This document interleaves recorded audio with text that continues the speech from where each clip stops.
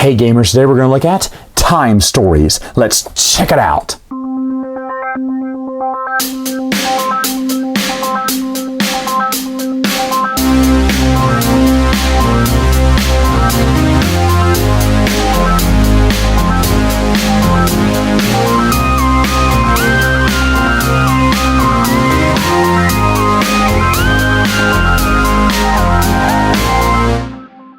Setup for the game is very simple. Each player is going to take one of these generic little cylinders here. That's going to indicate what player you are. You're going to take one of these characters to be in the game, and each character comes with a little special ability they'll tell you here. Plus it tells you how many dice they roll depending on what type of challenge it is.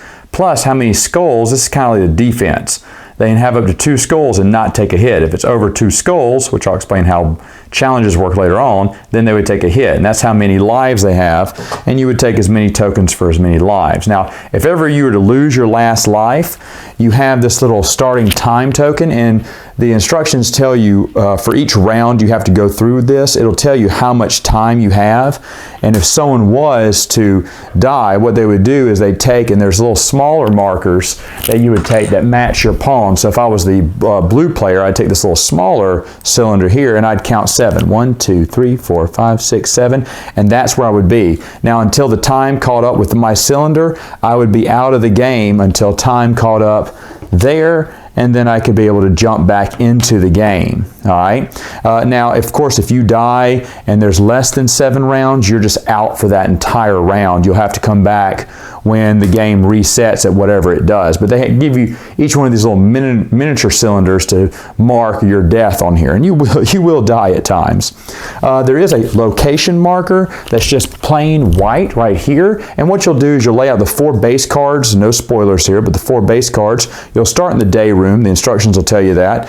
You'll take the day room card. There's a bunch of these type cards that tell you what it is, and then it basically just gives you all this nice little panoramic view of the building or this room you're entering, and then all at once you can just go to any spot on the board you want. You can even double up if you want to.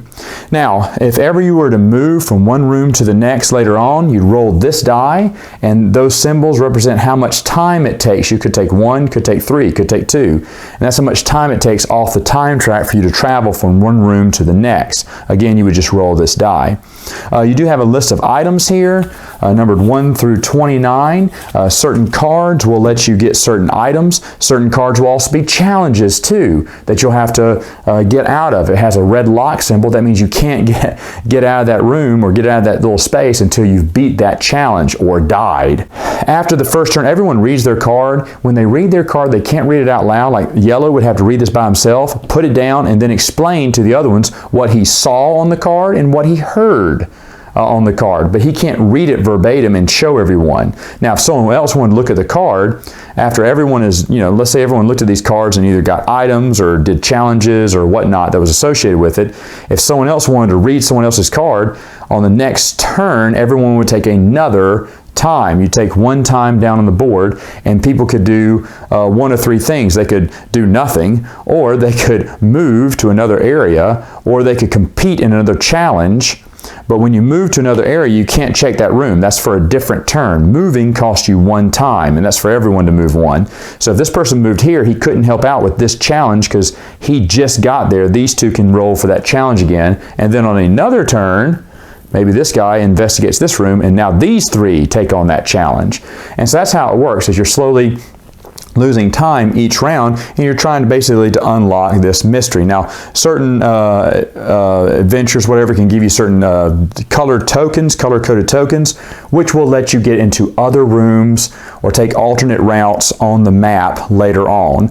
And they reveal more stuff later on as the game goes in. Now, of course, the game ends after you've run through this about 5 or 6 times. The game will end if you can't figure it out before then. And basically, that's just the game. Like I said, you'll have a big old stack of places to go. You'll have this stack of, when your mission is successful or when it fails the first time, second time, third, or fourth, and there's a few scenarios over here, 3, I think, before you get to this card, which is the game ending card there that you failed finally. but you're trying to unlock the mystery and discover who done it. You have these little codex parts where certain cards will go on the board later on. Again, the instructions are very clear on that.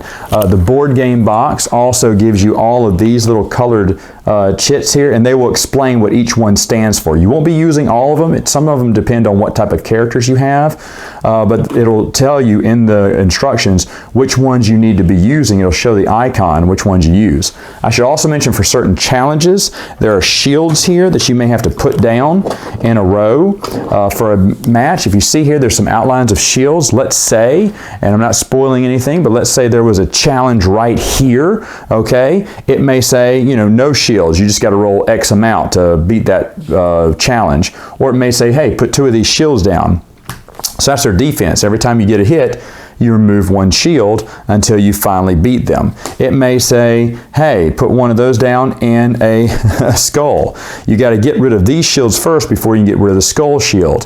How you do that is you're rolling these dice here. Stars are hits, skulls are bad. So if I got to roll, let's say 3 die, I'd roll it. I got 1 hit and that was it, nothing. If I got some skulls, I've got to add up my skulls and see, like in this case, I had 1, 2, 3 skulls. If I was playing with this girl, she can only handle 2 skulls. That 3rd skull was a hit. I'd remove a token from my card there. Now, there are other time tokens shield tokens you may have to put in there. This one's probably the worst. It's probably going to be on the 3rd realm here. That means you have to remove all of these prior before getting that one. That is an automatic hit. Now, there's not that many big challenges like that in the game. There's a few.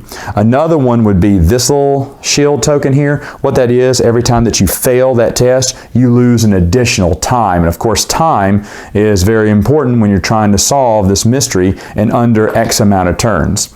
And basically, that's the game. Final thoughts. What do I think about the game? Well, I did a 45-minute long podcast with no spoilers about this game.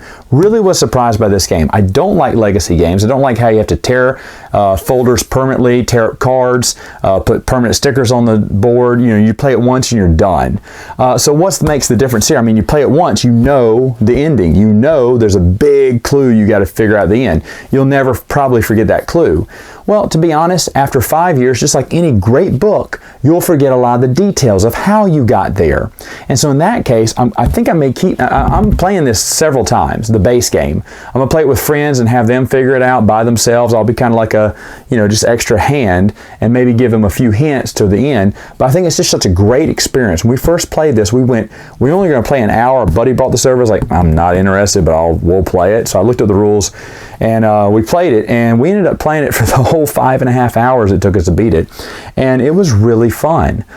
This game has several expansions. I got them all. As of this video, I haven't played them all, but we are. And like I said, I think I'd play these several times over because I think the story is really there. It's really fun. I think the pieces and the board are horrible looking. They're so plain and generic. That's what turned me off. Even this cover is plain and generic. So I kept looking at the pieces and the board, and it does not look like a good game, but the story is in those 4 or 5 cards that come out. I mean, you were just engrossed in that one little section there. And there's a lot of decisions, and it's almost like the game knows. I said this in my podcast. It's almost like the game knows what you're going to do, and it just anticipates. It makes you not trust anyone, but then you have to be trustworthy because it can benefit you. We were doing things the hard way until we finally decided to trust someone, one of our reset go-throughs, and it turned out to be even better. But you can't trust everyone, and that's where the game just really shines here.